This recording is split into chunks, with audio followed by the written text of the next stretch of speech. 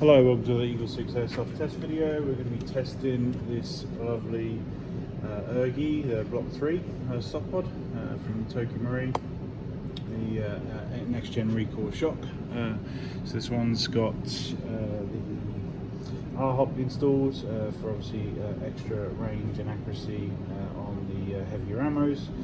It's got the red Prometheus trigger in there, the Epsilon one. It's got Prometheus Tightbore, Prometheus hard gears, the Prometheus obviously Japanese bearings. It's got the gold bar conversion kit on the stock here, so that you can just fit any batteries in the proprietary TM stock mod stocks. We've done basically level 5, so including spring guides, EagleSix upgrade spring, widened the stock here so you can fit larger batteries. We've tested it at 65 meters, and then we took a FPS measurement and we got 349 on 0.2s and 268 on 3.2s. So that's well up there in terms of FPS there. And that's pretty much it, I think. There's no motor, no MOSFET on this particular one.